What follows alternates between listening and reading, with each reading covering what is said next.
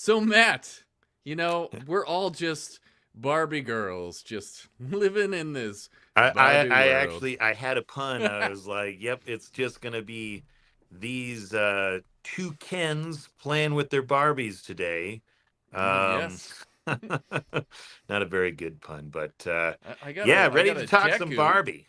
Oh, there you go. He's not Yeah, really a Barbie, but I think it's he should have made a Deku. cameo in the movie. That would have been just about as Nasty. random as some of the other stuff that happened. Oh, So, spoiler alert. woo! So, But what do you say? Let's get started with this yeah. episode. All about what is it about? Time to talk Barbie. some Barbie. Yep. So what do we do? Hit that intro. This is the way. This is the way. Woo, Nelly! Welcome back, everybody. We got a viewer on. It's early morning here, so do apologize. I did have to work last night, so if I stutter, if I stammer a bit, it's not because I'm drunk or I just can't process as a human being. Yeah. Well, I can't Whatever. process as a human being. Came on the But live broadcast a little loaded this morning. yeah, for me, I am so dedicated to fatherly fandom that I will go without sleep to talk about Barbie, the movie Barbie. made by Mattel, the new Mattel production company. Ooh, isn't that Yeah. cool? Yeah, I've So, heard actually we're supposed to get a whole line of Mattel product yeah, movies in the yeah, future. ain't that a kicker? Yeah. So that's gonna be a lot of fun. So, what we'll do today, guys, because we didn't have a theater reaction for this, right, Matt? Because we both watched this movie at home with Streamed it kiddos right here. Yep. on the TV. So since we didn't On the have little that, we don't screen. have any shorts. Yeah, little screen. Since we don't have that, so today's episode we are going to have spoiler-free little section here, just a short one right in the beginning, and then we'll move on into the spoiler-filled section for you guys. If you guys don't catch this on the live stream, don't worry. We're going to be posting it later on YouTube, so get ready for that. So if you don't mind, Matt, let's dive in to Sure our thing. spoiler-free review. So let's count Mm-hmm. down here. Yeah. 4, 3, 2, 1.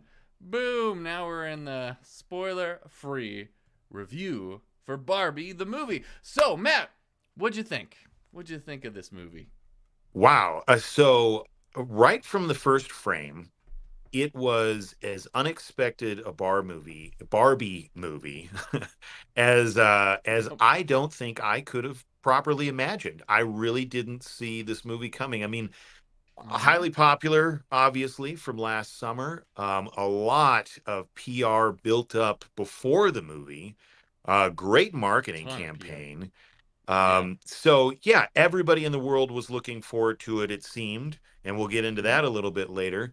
But it was a huge, ginormous hit. And I imagined, just because that particular weekend I chose to watch Oppenheimer instead of Barbie, I just didn't have time to catch both, honestly. And I wanted to take my girls, my wife, and my family, and everybody else. Um, but we didn't get out to the theater, had a bunch of other stuff going on. So I assumed what was coming was an extension of the Barbie universe that's already out there. Not Mm-hmm. just with the toys, but my girls have watched the cartoons, watched several cartoon movies associated with Barbie and Skipper and the whole gang.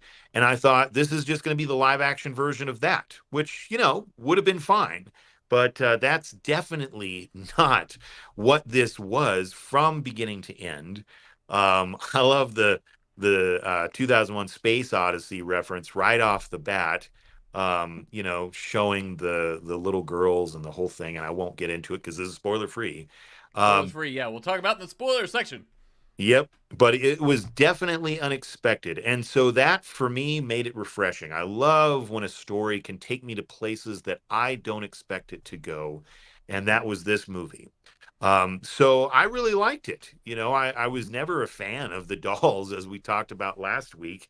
My sister definitely was, and unfortunately, I was that type of brother that Yeah. loved to hide the Barbies and use my action figures to go to war with the Barbies. And so it was, I guess in a way, it was still fun whenever I was a kid, but probably not the most fun for my Mm, sister whenever I was yeah. playing with her and her Barbies. So sorry, Stephanie, for your Yeah. older Yeah. brother. So the movie was refreshing to me. I don't think it was flawless, Hmm. which we will get into more in the spoiler section. But I think that it was a little heavy on exposition as far as Mm, when some of the more magical things were happening. I thought we we had characters just sort of railing off very long sections of dialogue attributed to hmm. just explaining what you were seeing on the screen, and I don't think that some of that was necessary, and it was a little I don't know, broke the fourth wall for me a little bit, and kind of Gotcha. took me out of the movie. So in that Hmm. way, I feel like they could have changed some things to the script to make it flow a little bit better, but ultimately, yeah, Hmm. I liked it. What about you, Chris? I thought it was witty, irreverent of itself, existential in places. Overall, pretty good comedy when it comes to a Barbie movie. Much more than I thought it would have ever been. Like, if you're Hmm. going into this movie not knowing anything about it, you would expect what you probably would have gotten with some of their cartoon endeavors with Barbie. And that is Right. not the movie that we're getting. It tells a completely different story, and it becomes something else, and it has a lot more substance than you would think a plastic doll movie would have. Right. So it was a nice little surprise, and it's one that makes you think. And I always enjoy movies that dive a little deeper, even if Hmm. it's not something that I'm probably not the target audience for Barbie, but that's okay. I still enjoyed it. Still enjoyed the process and the story Hmm. and the writing. Some of the most witty like dialogue too, just throughout the movie. I found like I would chuckle throughout the film just with the little bits of banter Little that bit was of going chuckling on. in there, huh? Yeah. Little chuckles here and there. So I did overall enjoy watching the movie, and I think it's worth your time too. Anybody would get a kick out of this. Who do you think? Is there anybody that you think wouldn't enjoy Barbie I movie? think that was another brilliant stroke by the marketing team is one of those trailers for the movie included the lines, if you love Barbie, this is the movie for you. If you hate Barbie, this is the movie for This is the you. movie for you. Yeah. And I really think that that is true because the movie Hmm. was funny just because of how self-referential it was, Yeah. and how ridiculous some of the stuff on screen was. It it to me got, like I said, a little confusing at times, and I think some of the jokes that were or some of the things that were meant to be jokes didn't quite land as I think they intended, just because of Hmm. kind of the confusion of how the world worked and all that Oh, sort of stuff. But I think ultimately that, yeah, you don't have to be a Barbie fan to enjoy the comedy of this movie or some of the more emotional moments. I don't even think that you yeah. have to be a woman, which I would say a lot of the No, emotional beats were targeted towards. But I still think true. that you can appreciate that stuff, um, no matter who you are. As a So, person, yeah. ultimately, this is a story about a person. Hmm. You know, and we'll Yeah. get into Having an more of that identity as crisis and, yeah, kind of true. going on. So, True. interestingly enough, and we'll get more into this later on, but not everybody in the world, as it turns out, appreciated this movie, regardless if they were Barbie fans or not. There Yeah. was quite a bit of censorship built around this movie, and I found Yeah. that to be pretty fascinating. Banned in some Cons countries too. Yeah, a lot of countries. Yeah. And so yeah, we'll get into that later, but I was surprised at both the hype around this movie, but also the backlash. Yeah. So it was pretty interesting social event that happened last summer, that needs discussion. So we'll get into that further, like I keep saying, in a little while. Okay. And Matt, so I wanted to in this spoiler-free section, and this is the video that we're doing. Change up the rating system a little bit. So we Ooh, usually do the curveball. thumbs up, side thumbs, thumbs down. Yeah. Why don't we add a double thumbs if we really, really liked it? Sure. Fireworks going on. Thumbs up. It never works for me. Or 2 Nope. thumbs down. So yeah. what do you? Okay, on that rating system, double thumbs, thumb, and so on. Right. What would you give this movie? Yeah, so I think I have to quantify my response a little bit here. For Killers of the Flower Moon, just since we're doing our Oscar Odyssey and reviewing all of the candidates for Best Picture this year, Killers of the Flower Moon, 2 thumbs up for me. American Fiction, one thumb, and Barbie, 1 thumb as well. What about you?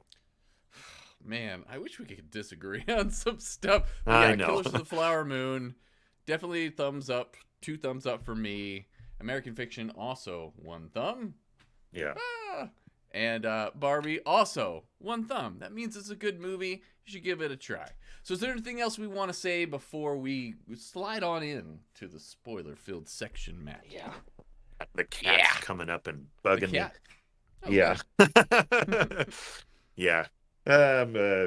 Unfortunately, a good pet owner, and they love to come up and cuddle whenever they see me in any sort of a relaxed state. Hey, Monty is always doing it too. They're always welcome here on Fatherly Fandom. So right, we're all good with that. So no, nothing I would really add. I would just say again, like we've been talking about, there are movies that are sorry, little things just right up in here. But there are movies that set out to take advantage of the culture built around a product, right? We've definitely had, I love them, but the early Teenage Mutant Ninja Turtle movies were, meant to capitalize on a franchise that already had a fan base and the products and the show and all that stuff associated with it. I think with Barbie, it meant to talk about the product, but rise above what you typically hear about Barbie, both in the people that like it and the people that criticize the doll and the product line. So, yeah, I would say that this, even though I'm giving it 1 thumb, it rose above what a movie like this typically appears to be. Yeah. And surprising they were able to do it with Mattel being the corporate company. Yeah, backing the whole thing. Yeah, yeah, right. Very surprising in some ways. So we'll get to that in our spoiler section. Good analysis there. So if you haven't seen the movie, thanks for joining us on the spoiler-free section, and we hope that you see it. If you watch it, go back and check out our spoiler-filled section on the movie, and we'll catch you the next time on this. All right, so now we're gonna move into our spoiler section, guys. Here. But first, before we get into that, let me hide that real quick. Looks like Not Your Status Quo. You guys are in the comment section. Here we go. All right. Not Your Status Quo says the fathers are back and better than ever. That's right. Little grayer, little greater. Little grayer? Definitely. The jokes are just as good. Yeah. And I love the hoodie, Chris. Yes, I got my Not Your Status Quo hoodie on today, so represent. I'll check them out. I'll leave a little card in our video later on, so you guys can check out Not Your Status Quo, give them a like and a share and a subscribe and all the good stuff that you got to do. All the good stuff. All the good stuff. So let's roll on in to the spoiler section. All right. And last time I got copyrighted over the last American Fiction, so won't be showing you a clip today. Sorry, guys. So. Oh, geez. Okay, yeah. But let's get into it. All right. Get ready. Classic countdown. Spoiler There's the 0. Filled Yeah. review. Here we go. So, as you guys know, spoiler alert, guys. Yep, there it is. You've been warned. We're going to spoil everything from this movie, so if you haven't seen it, stop the stream, stop watching. I can't believe I'm saying to stop watching our YouTube channel, but do that and come back to us after you saw it. If you don't care and you're not going to see the movie, you can stay. And I'll say I think the movie is better with the surprises along the way. You do yourself a service to watch it fresh. To watch it. I agree. Mm-hmm. So I think that you guys should definitely go and see it. And that's what we recommended in our spoiler-free section with our thumbs up there. So let's dive in. So this movie was directed by Greta Gerwig, which was really interesting. And it went through a couple of iterations along the way for who was going to be directing it, who was going to be Barbie. Amy Schumer at one point was going to be Barbie. Anne Hathaway. Yeah. Gal Gadot. Before... Yeah, I heard that they even tried to get her into this film, but scheduling didn't work out.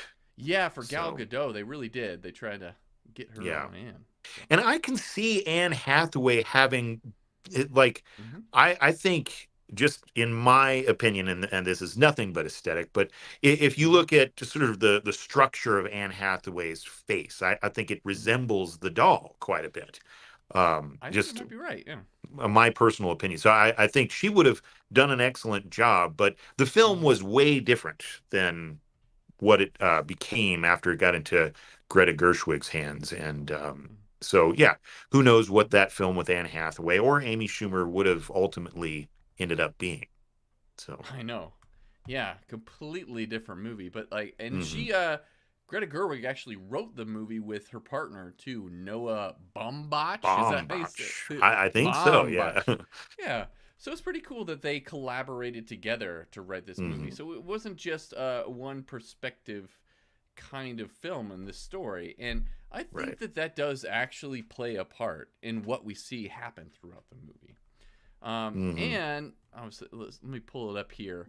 But you were talking right off the bat in the spoiler-free section about the opening of this movie, direct ripoff from 2001: A Space Odyssey. Yeah. So, yeah, that was pretty interesting. What did you think of that, Matt?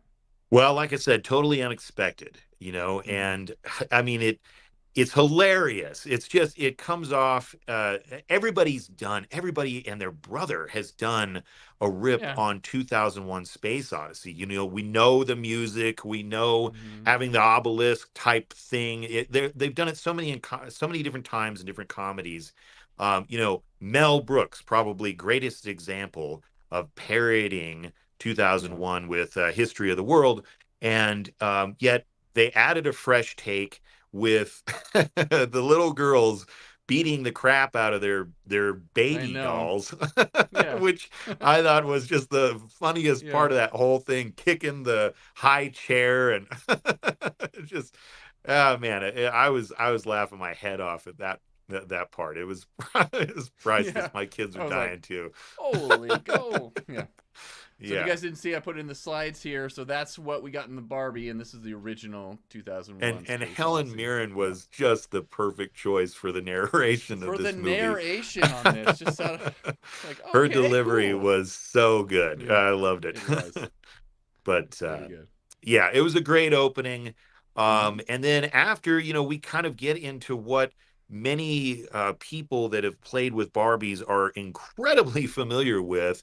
The set design on this movie deserves an award alone, I think, because they made all that stuff look just like the freaking toys, like giant representations of the toys, down to even the plastic sand on the beach. It was crazy how they made all of that look so authentic. I agree. Yeah.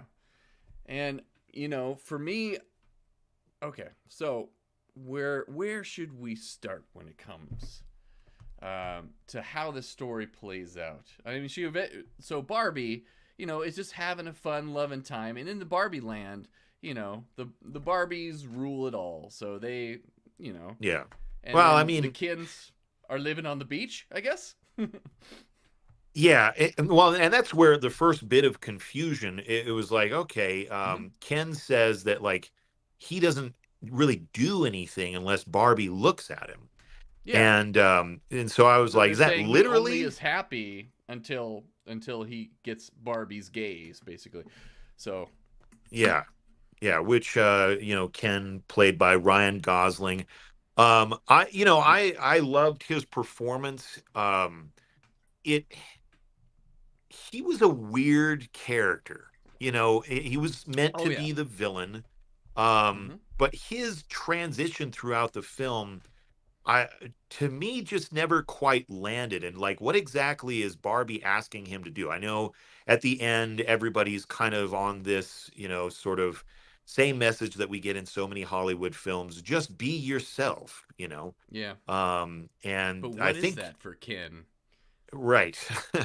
Well, who knows? But I know that in one interview I saw with Ryan Gosling, he was talking about how he wanted to play Ken. He was convinced to play Ken. He got the call.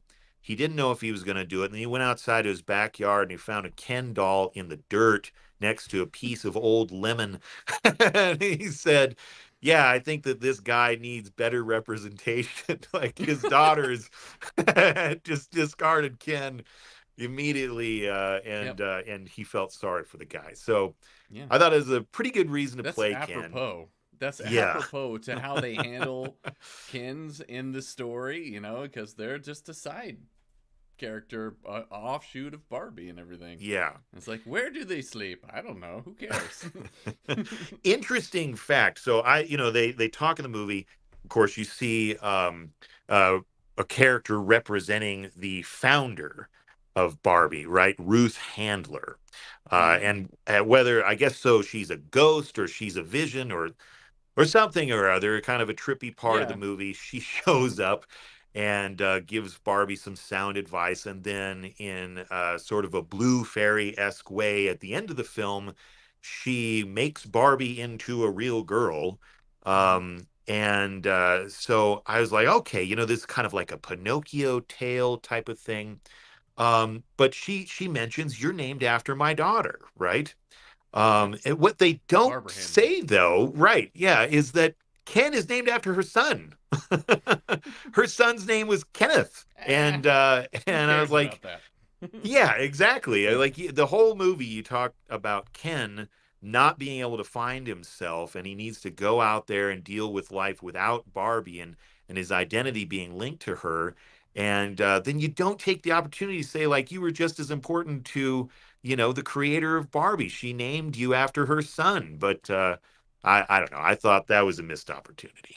But I think so too. And speaking of that, with Barbara Handler, a lot of people thought that the woman on the bench, when they finally get to L.A. after they do their little escapade, Elf-like, I would say, kind of ripping off of Elf, going through the Gumdrop Fairy Forest right. and whatnot, kind of thing. But with Barbie Yeah. getting to L.A. and Venice Beach, they get to that section where she's sitting down and she's on the bench. And she comments that the lady is beautiful, and a lot of people thought that that was Barbara Handler, but apparently it wasn't Barbara Handler. Yeah. So that wasn't a cameo from her. It was just a friend of Greta Gerwig. Yeah, makeup artist. Makeup artist. That's right. Yeah, and some of that Greta Gerwig had worked with before. So yeah. So it would have been really cool if we had gotten, that in there. But, Barbara Handler to make an appearance. I mean, Greta Gerwig does that a lot. Like you said, she works with her partner Noah quite a bit on different films. She included, well, I don't know if it's because of, but Kate McKinnon in the movie, she plays Weird Barbie. The Weird Barbie, yeah. And she was Greta Gerwig's roommate in college. So she's included, Greta Gerwig's included her parents in some of her films. She's one that likes to not forget her roots, I guess. So yeah. And I don't blame her. I would do the same thing making films. I would bring on all my friends and family. Yeah, it seems you're right. Yeah, like what you would naturally do. So yeah. And if you look above, that is the actual Ruth Handler with her daughter, Barbara Handler, right there. And then here's another picture of Barbara Handler. So that's with Barbie there. Yeah, with Barbie. Her little thing right there. It's pretty cool, huh? Yeah, so I thought the self-referential nature of the film was done very well. All the tongue-in-cheek stuff, all the winks to the crazy stuff about Barbie, the pregnant Barbie, the Barbie with the TV in her back, and all of that odd stuff that I do remember. Like, my sister, I don't know if she ever had that video camera Barbie, but Mhm. I remember it being on the shelf and being maybe part of a Christmas list or something like that at one time. But then you couldn't find her anymore. Yeah. So, but yeah. So anyway, they did a great job representing the toys. It was just the mythology for me that got a little heavy-handed, and I didn't really think they needed as much explanation as they threw in there. It was throwing my kids for a loop. They're like, "What are they talking about now, Dad?" They were literally saying that as the movie was going on, and I thought that's probably something that they wrote into the script, these really long explanations of how to get to the world and what you need to do and all this stuff. I thought maybe Yeah. that's the joke, like having a Barbie doll say all of that existential stuff was meant Mhm. to be the joke.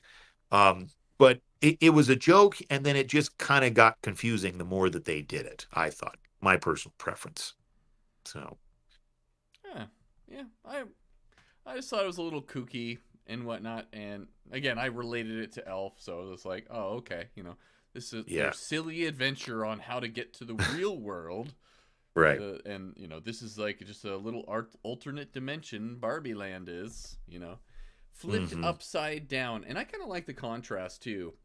So in the beginning of the film, we have Ken, who really wants the attention of Barbie. He goes to her party and everything, and wants to stand out and wants to stay over, but he doesn't know what he wants to do. Yeah, But she's like, no, it's girls' night. It's always girls' night, and he's like, oh, okay, right.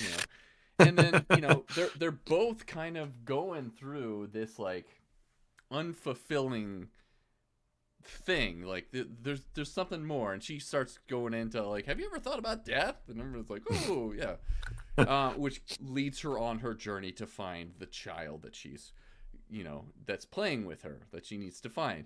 But I thought it was really interesting when Ken gets in the car and he surprises her, and then everything flips around, because that's kind of what the story does whenever they go to the real world, and then on back when Ken comes back. Learning about patriarchy is flipping things on their head, making Yeah. them turn another direction and whatnot. So it's an interesting idea with that, and getting to see, you know, it's just a stylized version of the real world. I mean, it's not, for me, when they go to the real world, they're showing all these big cars and like men and, in these big positions and everything. And Ken's just like Yeah. taking in all this stuff. But I found it was a really cool dynamic how they showed the two different perspectives for Barbie, this sense of fear and like everybody Mm. ogling at her, and finally Ken for the first time is like, people are admiring me. It's like, hey, everybody's liking me. I like this. I'm getting attention for the first time, and that's kind of how it is. It's not for everybody. It's not every case that every man in the world gets attention like that. I'm sure Ken, Ryan Reynolds, and Ryan Gosling too, would get that attention all the time. But for the most part, it's shining a light, especially for people that don't have to deal with going outside their house and having a bit of fear about somebody following them or harassing them in any way. So we get kind of that kind of moment in the film when she goes to the real world and somebody, slaps her, on the Mm. behind, and she punches him in the face, and they go to jail. And that was really funny. So it's able to bring in these like serious notes, but do it in a comedic way too, and Yeah. show you that different perspective, which I really did appreciate. What did you think about that, Matt? Yeah, I mean, I thought all of that was interesting. I didn't quite know what exactly they were going for with Ken, because it was almost like Yeah, like you were saying. he accepted sort of toxic masculinity because Mm-hmm. of him being a side character and not getting any sort of attention, and like it, I didn't quite understand what the message was there. It's like Yeah.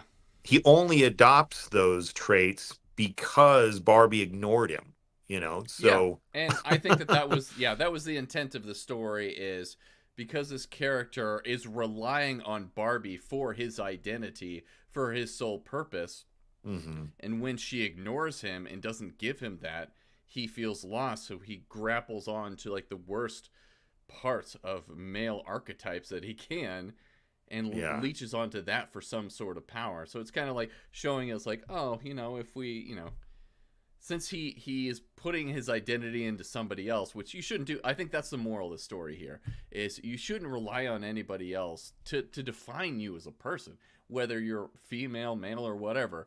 You need to be your own person. You shouldn't be as attached to another person to form your identity and your self-worth and your self-love and everything like that.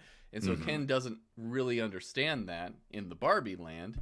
And so he becomes the worst version of himself, but he goes through that growing process, which I like. I like the fact that he wasn't just a straight out villain. I love the fact, too, that he was like, after I figured out that patriarchy wasn't really about horses, I lost interest anyways. I really appreciated that. Yeah. Such a great little... Man, Ryan Gosling does such a good job with all those little lines, too. So does Margot Robbie in this. Like, they all do such a great job. And when she finally does find the little girl, Ariana Greenbelt, who plays... the daughter in this, and she calls her a fascist, and she's just like, what? It's just like, I don't control the means of commerce and everything like this. I love those little lines throughout this whole film. Like, those are the things that really stood out to me, and it just those are the things that I was talking about. Gave me a chuckle with this. Yeah. I think I like that stuff. It was interesting watching it with my kids because my girls, they do like Barbie, and they've liked all sorts of forms of different Barbies that they've had. And so when that girl who's older than them, she's talking about how much she hates Barbie and stuff. I remember one of them looked at me like, is that me in a few years? Not every girl just since they grow out of playing with dolls, they suddenly hate dolls, but yeah. So I was like, that doesn't necessarily happen to everybody. And I kind of had to explain, after the movie, those are just some people's opinions. This isn't representing everybody's opinions. Obviously. So it was okay. It was humor that hit for the self-referencing it was attempting to do, but I think on more of an adult level, and some of it went over the kids' heads, which a lot of this is straight up adult humor. So I guess, be aware that there's going to be sexual references made in relation to the word beach over and over again. I'm gonna beat you off. Yeah. No, I'm going to beat you off. We're gonna have such a beach off. Yeah. We're gonna beat each other off. Oh my god. And I'm sitting there with my daughter listening to this. I'm just like, oh my god. I'm so sorry. Right. So it was interesting.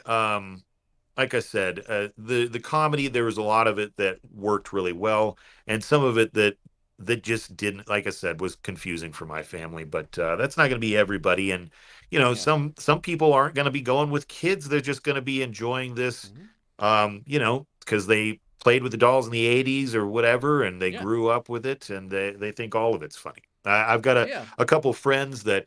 One of them is my age. She took her mom, and they both thought it was hilarious. She's in the film industry, and I've got to ask her because with it now being nominated, I wonder if she thinks it's Best Picture. I don't know. Yeah. And I love the mother storyline. And if you are a mom, I think that this movie will hit you a little bit harder too. And you were talking about how the little daughter was out of Barbie and didn't like her, but America Ferrera up here, as the mom, really did love Barbie, and she's the one that brought Barbie out, and this is the spoiler section, anyways.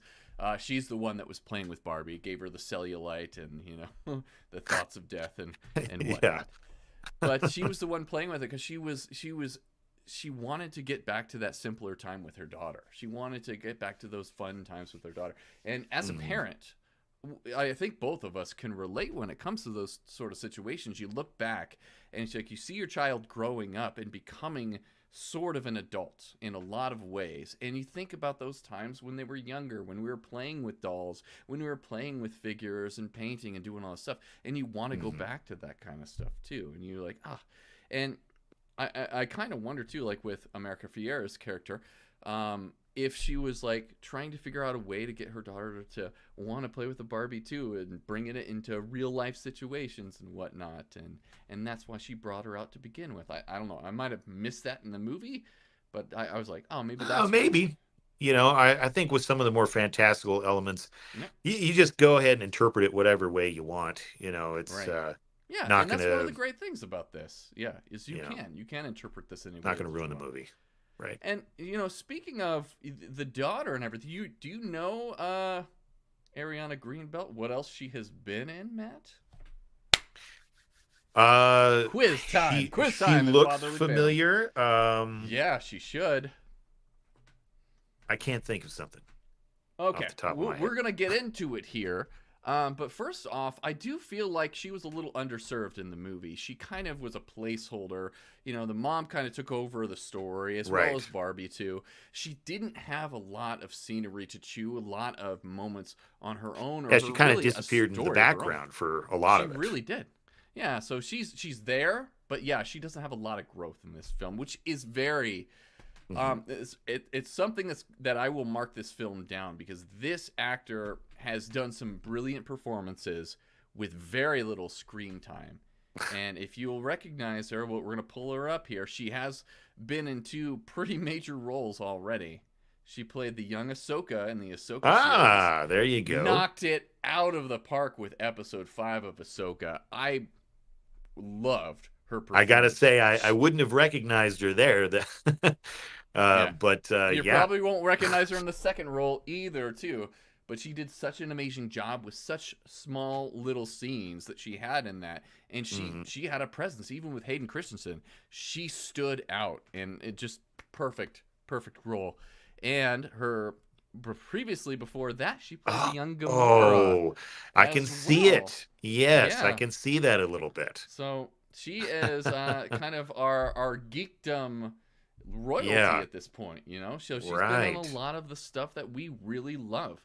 And so for me, it was kind of a shame that she didn't get more of a beefed up role in this movie, that she didn't have her own story arc, because she is an incredible actor, and I can't wait to see more from her moving forward. So I would have liked, and I think they really could have worked it in, sort of a passing of the torch, to round off the mom's story.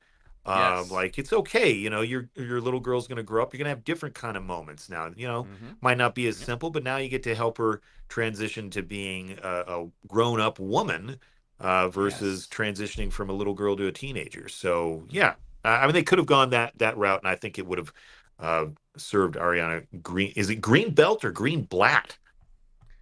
It might be Green Blatt. I've been saying Green Belt. I remember I watched it on Amazon, it has the X-ray thing, and Green Blatt, yes. There you go. I thought like maybe Amazon misspelled her name, but yeah. Sasha. She plays Sasha. Okay. Yes. Which her and her friends were actually based off of the Bratz dolls. Oh, yeah, I can see that. Another 90s reference. And that's one of those things, like, they were trying to make it like the Bratz dolls were against Barbie, and she was... okay. So there is a little bit more animosity there. I did not catch that, but that makes a little bit more sense. Right? So. Yeah, it's not as clear in the movie. So what did you think? Like, we haven't even brought him up, but Will Ferrell was in this movie as the big CEO of Mattel. Right. So I'd read originally that Mattel did not want their corporate structure in the movie. That whenever they saw the script, they said, no, we just need to take that stuff out. And that the inclusion of Will Ferrell and, some of the altering of the script sold them on it. That it was, Greta Gerwig really and Noah Baumbach that said, look, we're willing to, tweak things a little bit, and we're making this funny. It's meant to be a parody of corporate structure, not necessarily Mattel, and that's what sold it. So I think that Will Ferrell does what Will Ferrell does. He's funny in it. He always does a good job. The kids are like, look, it's Elf. And I'm like, I don't know if this is what Elf ends up doing, but We can go with Yeah, that. right. I was But thinking my theory is this is the same guy that we see in the Lego movie. Like he's yeah, the CEO during the I think day and then so. come home. That would make a little bit more sense. And in watching this movie, my wife, all credit to her, she mentioned, she's like, this reminded me a lot of the Lego movie. You thought going into the Lego movie Yep. that it's just It's going to one be thing. like, hey, go buy Legos. Yeah. But it's Same. not. It same thing. It rose above, and the animation in that movie is just Mm-hmm. incredible. Side note, but yeah. So I think Will Ferrell does a good job here, and he was probably perfectly cast to make the corporate, riff and critique that they put in the film um, a little bit more accessible. Mm-hmm. Every single one of these movies is going to knock corporate structure. I can't think of a single film out there that's like, Mm-hmm. oh, corporations are great, Yep.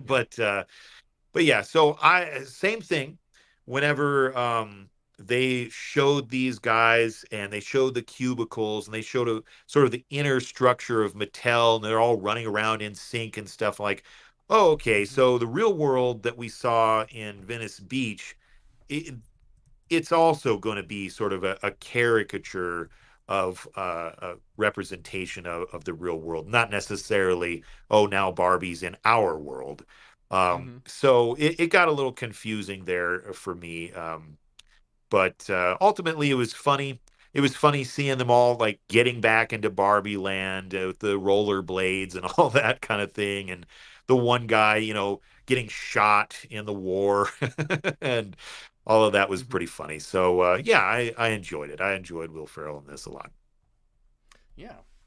And it's funny too because like the last movie that we reviewed was American Fiction, and it kind of made a little bit of fun of the corporate entertainment system, studios and whatnot. And it's funny that we get Yeah. this kind of same thing in this movie. But I did find a big connection because we're doing this. We're trying to Sure. build connections between each of the movies that we review. So there is a connection between American Fiction and Barbie. Can you And guess? Barbie, Yeah. Will Ferrell has seen American Fiction? Has he? I I don't don't know. know. I guess he doesn't see a lot of movies from what he says, but I feel like a lot of celebrities say that. Um, I don't know. What do you got? Okay. All right. Well, who was the president in Barbieland? Um, what's her name? Yeah, Yeah. Aretha, right? Issa Rae or Issa Rae No, I was going is. completely. I was thinking of somebody else. Yeah. Okay. So, she, same Oh, actress. sure Yeah. enough. Yeah, Satara that's Golden, the right. other author in American Fiction. So Yeah. that's our So, through point right there. oh man, She you're gonna stars find one for in each of both. these films. We Yeah. are going to find one for each and every one of these movies. There's Jeez. connections all over the place, man. Yeah, Yeah. but as soon as I saw her on the screen, I was like, oh! She was just Which in they American just Fiction. She's in 2 Best included. Pictures. It was like everybody that wanted to play a Barbie or a Ken got to. Mm-hmm. Yeah. John Yeah. Cena, just Mm-hmm. classic cameo Oh, as the and do you hear mermaid. how he got that role? I heard that he paid for Margot Robbie's dinner Yep. while they were both in London, and because he was such a nice Correct. guy, she asked him if he wanted to be in the movie. Yep. That's So how. That's exactly how he got his role in yeah, Barbie. and I read that he was actually up for everything, anything they could have thrown at him. They said, "Well, do you want to be Yeah, a it's like mermaid?" And whatever. he's like, "Yeah, sure." So, Mm-hmm. Fine. um, yeah, but pretty awesome how that all And we got happened. Shang-Chi showed up Yep, as Ken Shang-Chi's too. in there. The new Doctor The Who is also the Super Scroll Super himself is Scroll in right there. there. Yeah, you see him. He was a Yep. Ken. Yeah. Yeah, So lots of people in this thing. And of I know. course, Michael Cera as Alan, Oh, Alan, he did such a good job. kicking I butt. yeah, I know he did. Oh, that was such a good moment.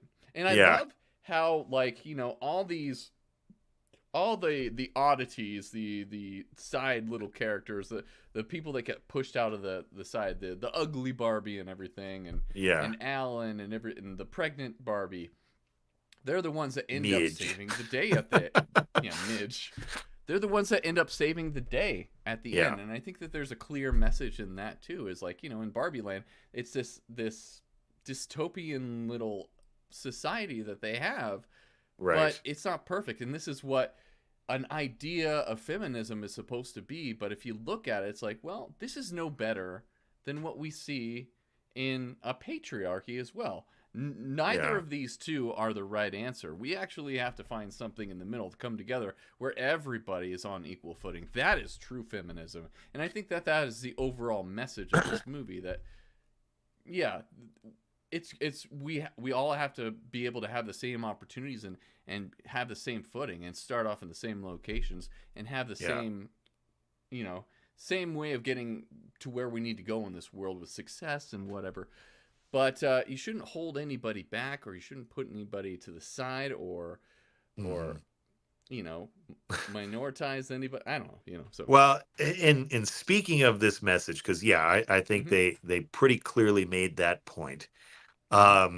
But a message of inclusion, a message of finding yourself, all those kinds of things did not land with everybody. And I was really surprised because it seems like a pretty tame, heartwarming film, but there was quite a bit of censorship around the world with this movie, and I had to print it out because there were so many different countries that did not allow it. Some of it for different reasons than others, but banned in Vietnam, the Philippines, Pakistan, various countries in the Middle East. And I thought, Algeria was another one. I was like, why did they not want it? But some of it was about the homosexual undertones that some countries viewed was part of the Ken storyline. Others was about the map that Weird Barbie draws. And apparently it's happened in other movies too, but Vietnam, China, and everybody that's got maritime rights over there does not like it when that dashed line is drawn separating out where the various boundaries are. It's called the 9-dash line controversy. And it's come up in several films, and I thought, wow, does that really in like Vietnam, they tried blurring the line, and I guess the same thing in certain Chinese theaters, and I was just like, this is really even worth it? Do they expect people in Vietnam to look at it and go, oh my gosh, look at how the line's drawn on that map, they must have changed the law? I know. And the studio came out with a statement, and they're like, this is a little kid's drawing of the world. We didn't even think of that. It's like, it was just supposed to be like China, and and there's a big old heart on it that's Barbieland that I'm sure covers like a lot of Barbieland doesn't really exist, guys. So I don't think that it was a political statement. They said it wasn't, and this is one of those situations where I absolutely agree. They were not thinking of that whatsoever. Such a weird. But they got to go to the extent of banning it, right? Pulling it from the theaters after a couple weeks. It's crazy. Yeah, you said it, brother. So another couple of weird little tidbits I wanted to bring up around not necessarily the controversy, but around the history of Barbie. And we won't get into this vast, there's so many things you could talk about it. But so as I mentioned before, Barbie and Ken, they bring up the movie based on her daughter, Barbara, but also, as I brought up, her son, Ken. Now, not based on those two real people's names is the full names that I didn't realize both Barbie and Ken have, and they are not what you would think. So Ken, he's got a full name. The doll we're talking about, again, not the human character. Ken's full name is Kenneth Sean Carson Jr. No idea why. Again, had to print it out because I wasn't going to have any way of remembering it. But Barbie's full name, Let me get that for you real quick. It's even stranger here. It's Barbara Millicent Roberts. So the two characters, of course, I luckily think I knew it are was not Roberts. Yeah. related. Yeah. Yeah, I because know that'd have been being weird. boyfriend, girlfriend, right? But yeah, so very interesting little trivia It would notes make the there. story make more sense though. Why Barbie didn't want anything to do with Ken. Right. It's Yeah. like, no, you're I my feel like you're brother. more of a brother. No. She should have said that. She should Should have have said that. That said would have been that. Yeah. perfect. Missed opportunity. But But what do you think, buddy? Like, Greta Gerwig got snubbed. Again, we're gonna talk about people getting sure. snubbed in the. Yeah. Margot Robbie didn't get Mhm. for Best Actress as well. Stephen King actually piped up and he was talking about this and he made a statement about this and he was really upset that Greta Gerwig didn't get Best Director. Yeah. And Margot Robbie didn't get Best Actress. It's like what? It's crazy. Yeah. So I feel like a couple of things around it with Greta Gerwig. I think it's a total. I think it's a grievance that I would have against the Academy for not nominating her. If you're going to nominate Barbie, if you like the movie that much, it's only that good because of her hard work. A lot of other people as well, but she was the ringleader, her and Noah, and they should have been nominated as a something. She directed it. She should have been nominated. The movie looked like how she wanted it to look. They used up so much paint. There was a shortage of paint throughout the world. They went to so much great lengths to make this movie good enough to be nominated for Best Picture that she should have gotten nominated as Best Director for her hard work. Absolutely. I agree. And I think that one of the reasons why this movie was as good as it was is because Greta and Noah got to actually work on this during the pandemic, so they got to focus in on this story and refine it during that time. So that's the majority of the work in writing this film happened during the COVID-19 pandemic, which is really an interesting angle on that. So I'm really upset that she didn't get nominated as well. I think that she is very deserving of Best Director this year. If this movie is up for Best Picture, she should be Best Director as well. At least nominated for that role.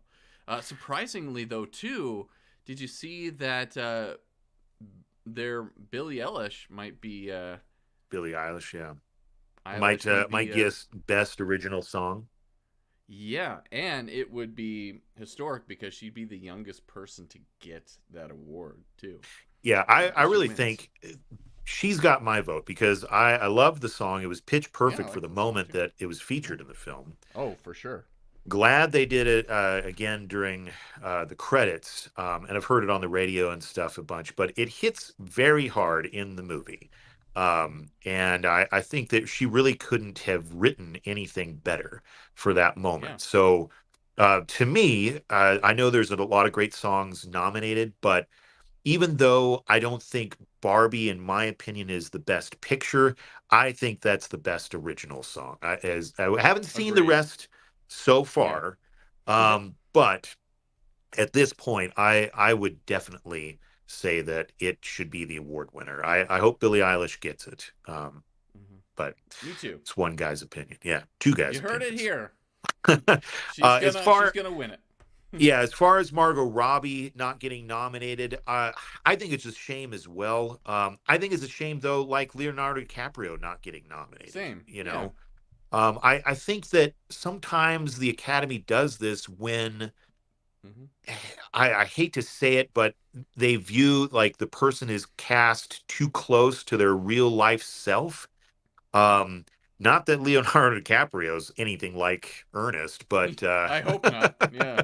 But I don't think that some of his roles, I don't think he's been nominated for or won because they just felt like he was playing a version of Leonardo DiCaprio, and it might have happened that way with Margot Robbie here. Like Margot Robbie just naturally looks like Barbie, and so her acting, even though it's stellar and on point through so many of some weird emotional moments. And you think about trying to wrap your head around just imagining what she's going through. Think about trying to act. It's not, people think it's easy, but it's not easy to act. And she's doing it on a professional level in a very strange story, asking her to emote as a doll in an alternate reality and all this stuff. She did an amazing job. So yeah, I think it's a shame that she wasn't nominated as well. Yeah. And Pharaoh Vibe says Margot was nominated in 2 other categories for Barbie. She's an executive producer. If those Right. categories win, then she wins. And She of wins. course, Yeah. she wins Yeah. that, but she Very won't good win, point. You know. Yeah, Best I Actor. think her delivery of the lines when she meets Sasha for this first time, or at the end whenever she's asking for help from Ruth and all that stuff. I Yeah. think that was very, Very very, emotional. yeah, very great work.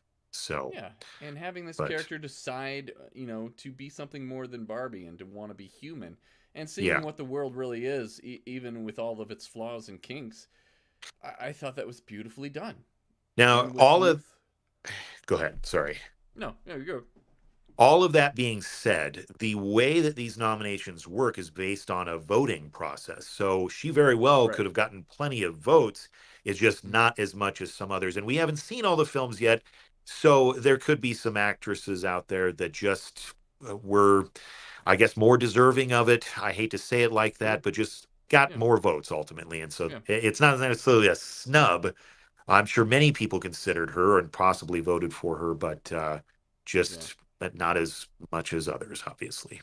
Yeah. So I still think Lily Gladstone, still did a phenomenal performance yeah, in Killers of the Flower Moon for Best Actress, and I think that right. I do stand by my decision so far in the movies that I've seen for the Oscars that she should win Best Actress.